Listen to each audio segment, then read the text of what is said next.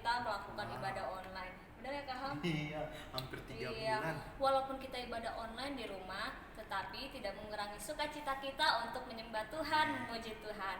Benar? Nah, Coba kita tes dulu suaranya ya. Iya. Anak-anak sekolah minggu, haleluya. Kurang kenceng. Haleluya. Puji Tuhan. haleluya. Puji Tuhan. Pasti anak-anak sekolah minggu di rumahnya pada bersemangat ya. Nah, Amin. pagi hari ini kita akan mulai ibadah kita. Tapi sebelumnya kita akan berdoa dulu. Sekarang lipat tangannya, tutup matanya, kita akan berdoa. Terima kasih Bapa yang baik. Terima kasih Tuhan Yesus untuk pagi hari ini. Kami bersyukur karena Tuhan terus ada bersama-sama dengan kami. Dan pagi hari ini sebentar kami akan memulai ibadah kami Tuhan. Hanya Tuhan yang tolong dari awal sampai selesainya. Tuhan berikan kami sukacita, terus kesehatan daripadamu Bapa, untuk kami boleh memuji dan memuliakan namamu.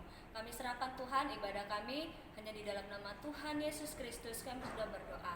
Haleluya. Amin. Puji Tuhan. Kita angkat pujian Yesus Bapa.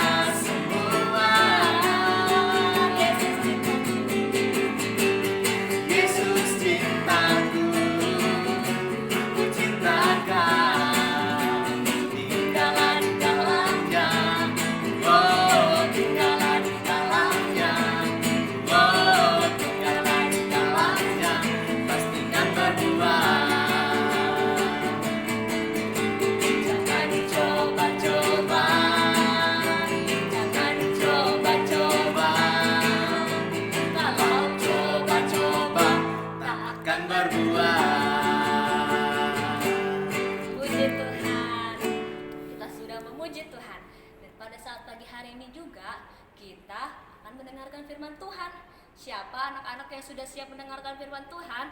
Boleh angkat tangannya? Puji Tuhan. Kalau sudah siap mendengarkan firman Tuhan, sekarang semuanya siapkan dirinya, boleh lipat tangannya, tutup matanya, karena kita akan menyembah Tuhan sebelum kita mendengarkan firman Tuhan. Kita tutup matanya, kita angkat pujian Yesus Bapaknya. Yesus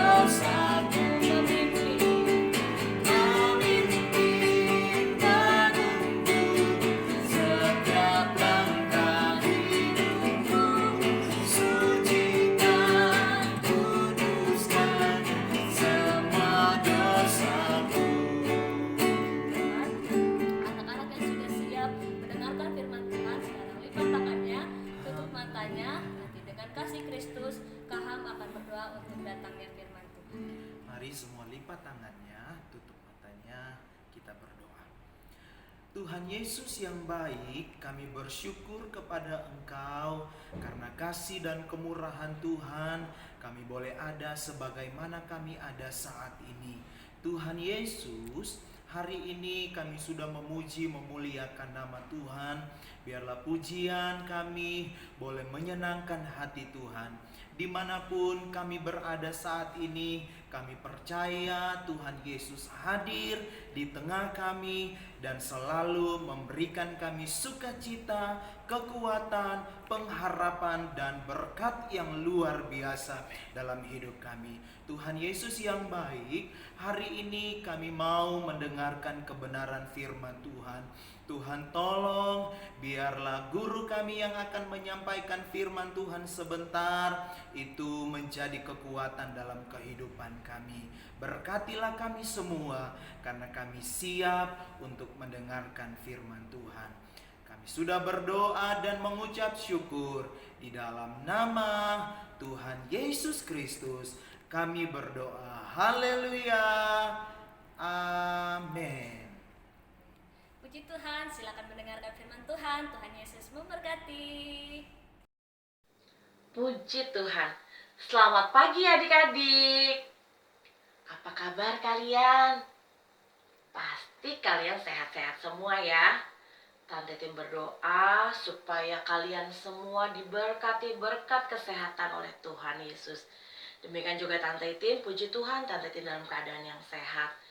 Pagi ini Tante Tim mau membawakan cerita firman Tuhan.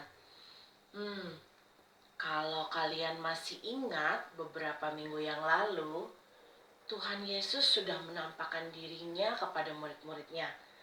Siapa yang masih ingat berapa kali Tuhan Yesus sudah menampakkan diri kepada murid-muridnya? Betul, 2 kali. Sudah 2 kali Tuhan Yesus menampakkan diri kepada murid-muridnya. Nah, pagi hari ini Tante Tim mau sampaikan lagi cerita firman Tuhan tentang Tuhan Yesus menampakkan diri kepada murid-muridnya. Kali ini yang ketiga. Nah, Tuhan Yesus menampakkan diri kepada murid-muridnya di sebuah tempat yang disebut Danau Tiberias, atau kita mengenalnya sebagai Danau Galilea. Pernah dengar cerita tentang itu? Danau Galilea? Nah, hari ini Tante Tim mau cerita lagi tentang Danau Galilea. Ketika itu, murid-murid Tuhan Yesus ada 7 orang. Simon yang disebut Petrus, kemudian Thomas yang disebut Didimus, Nathanael dari Kana, 2 orang anak Zebedeus. Ayo, siapa yang masih ingat? Siapa 2 orang anak Zebedeus? Iya, betul. Yohanes dan Yakobus, serta 2 orang lagi murid Tuhan Yesus yang tidak disebutkan namanya. Jadi ada 7 orang ya, semuanya ya. Ada 7 orang murid Tuhan Yesus. Saat itu mereka sedang ada di tepi Danau Tiberias. Kalau kalian masih ingat, pekerjaan mereka adalah sebelum menjadi penjala manusia, mereka adalah penjala ikan, betul ya. Dan saat itu, karena Tuhan Yesus sudah tidak ada lagi bersama-sama dengan mereka, mereka tidak lagi pergi untuk memberitakan tentang firman Tuhan, tetapi mereka kembali ke Danau Galilea, ya. Kemudian di sana Petrus berkata kepada teman-temannya, "Aku mau cari ikan." Nah, lalu teman-temannya pun berkata, "Ikut." Nah, lalu mereka mulai naik ke perahu dan mereka mulai menyusuri Danau Tiberias. Waktu itu hari sudah mulai malam. Mereka mempersiapkan jalannya dan mereka mulai mencari ikan. Mereka tebar jalannya, tebar ke kiri, mereka tebar ke kanan. Sampai hari menjelang pagi, tidak 1 ekor ikan pun mereka dapatkan. Mereka sudah mulai mungkin sedikit putus asa ya. Dan mungkin mereka berencana untuk pulang. Tetapi mereka masih terus berusaha untuk mendapatkan ikan. Ketika hari mulai siang, dari kejauhan ada orang yang berteriak, "Hai, anak-anak, apakah ada lauk pauk padamu?" Lalu salah satu murid Yesus berkata, "Tidak ada." Ketika itu mereka belum tahu bahwa itu adalah Tuhan Yesus. Kemudian orang itu berteriak lagi, "Coba tebarkan jalamu ke sebelah kanan perahumu. Pasti kau akan dapatkan ikan." Lalu mereka mulai menebarkan jalannya ke sebelah kanan mereka, ke sebelah kanan perahu mereka. Mereka tebarkan jalannya. Wah, dan ketika mereka tebarkan, habis itu mereka berusaha untuk menarik jala itu. Tapi mereka tidak mampu. Kenapa? Karena ternyata di dalam jala itu banyak sekali ikan yang masuk di dalam jala mereka. Wah, tiba-tiba salah seorang murid, yaitu seorang murid yang paling dikasihi oleh Tuhan Yesus berkata, "Itu Tuhan." Dia ingat kejadian beberapa waktu yang lalu ketika mereka sedang menjala juga, bahwa waktu itu Tuhan pun pernah menghampiri mereka seperti itu. Dan kejadian ini tuh kalau zaman sekarang bilangnya déjà vu. Seperti mereka tuh seperti merasakan bahwa mereka pernah mengalami kejadian ini. Ketika murid Yesus itu berteriak bahwa itu Tuhan, Petrus yang tadinya nggak pakai baju, ya mungkin cuma pakai celana pendek doang, tapi dia tidak pakai baju. Dia buru-buru ambil pakaiannya dan dia pakai, kemudian dia terjun ke dalam danau dan dia berenang ke tepian. Dia mau menghampiri Tuhan Yesus. Pasti dia kangen. Sama seperti kalian pasti kangen kan sama Tante Ipin ya. Nah, begitu yang dirasakan oleh Petrus. Lalu ketika dia menghampiri Tuhan Yesus, dia lihat bahwa Tuhan Yesus sedang membakar ikan dan ada roti di sana.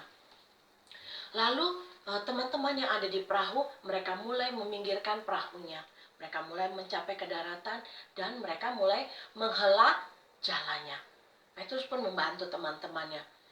Ketika mereka mulai menghitung ikan di dalam jala itu, kalian tahu berapa jumlahnya? 153 ekor ikan. Dan itu ikannya besar-besar. Wah, Tuhan Yesus hebat ya. Ya, betul. Ikan yang mereka dapatkan adalah ikan yang besar-besar. Dan jala mereka, walaupun ikannya besar dan banyak, sejumlah 153 ekor ikan, jala mereka tidak sobek atau tidak koyak barang sedikit pun. Jadi jala mereka tuh tetap utuh. Wah, Tuhan luar biasa ya. Setelah itu mereka memberikan kepada Tuhan beberapa ekor ikan untuk dimasak bersama-sama. Dan lalu mereka makan bersama-sama. Kemudian setelah mereka makan, Tuhan Yesus mulai berkata kepada Petrus, "Petrus, apakah kamu mengasihi aku?" Petrus jawab, "Ya Tuhan, aku mengasihimu." Kemudian Tuhan Yesus bertanya lagi, "Petrus, apakah kau mengasihi aku?" Petrus menjawab, "Ya Tuhan, aku mengasihimu." Untuk yang ketiga kalinya, Tuhan bertanya lagi sama Petrus, "Petrus, apakah kau mengasihiku?" Petrus sedih hatinya. 3 kali Tuhan tanya, apakah dia mengasihi Yesus? Lalu Petrus pun menjawab dengan hati yang sedih, "Tuhan, Engkau tahu segala sesuatu. Engkau tahu bahwa aku mengasihi Engkau." Lalu Tuhan berkata, "Gembalakanlah domba-dombaku." Dari cerita ini, Tante Titi mau sampaikan sesuatu. Bahwa Tuhan Yesus tidak pernah meninggalkan murid-muridnya. Apa yang sudah Tuhan pernah lakukan dahulu ketika awal pertama kali murid-muridnya, Tuhan memanggil murid-muridnya yang pertama dengan cara yang sama. Tuhan menunjukkan kasihnya kepada murid-muridnya. Gimana caranya? Dengan cara yang tadi. Tuhan suruh mereka melemparkan jalannya dan mereka mendapatkan ikan. Tuhan Yesus mau menunjukkan bahwa Tuhan Yesus tidak pernah meninggalkan murid-muridnya. Dan pertanyaan Tuhan Yesus kepada Petrus hanya mau mengingatkan Petrus untuk Petrus kembali kepada kasihnya yang mula-mula ketika dia pertama kali kenal Tuhan Yesus. Demikian juga dengan kita. Walaupun saat ini Tuhan Yesus nggak ada di samping kita, Tuhan Yesus nggak ada di rumah kita, tapi Tuhan Yesus ada di dalam hati kita. Tuhan Yesus tidak pernah meninggalkan kita walau sedetik pun. Kalau sampai saat ini kita masih ada, puji Tuhan ya, kita masih bisa makan, kita masih bisa bernafas. Semua karena siapa? Betul, semua karena Tuhan, bukan karena kita.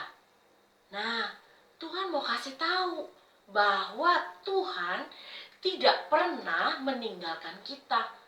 Walaupun saat ini Indonesia, gak cuma Indonesia, bahkan hampir seluruh negara di dunia ini, semuanya terkena pandemi wabah corona ini. Ya, terkena virus corona ini yang luar biasa sekali. Tingkat kematiannya cukup tinggi. Tetapi Tuhan jaga kita. Tuhan menyertai kita. Tuhan tidak pernah meninggalkan anak-anaknya yang mau bersandar dan berharap hanya kepada Tuhan. Puji Tuhan. Tuhan Yesus luar biasa ya. Dia sungguh Allah yang sangat baik. Apapun keberadaan kita, Tuhan tidak pernah tinggalkan kita. Kita berdoa dulu ya. Tuhan Yesus, terima kasih untuk kasih-Mu yang luar biasa buat kami. Terima kasih karena Engkau tidak pernah meninggalkan kami. Engkau selalu menyertai kami. Tidak sedetik pun Engkau meninggalkan kami. Tetapi Engkau selalu ada bersama-sama dengan kami.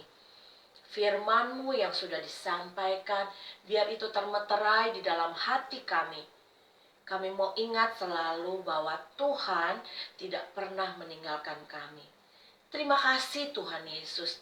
Kami bersyukur kami punya Allah yang seperti Engkau.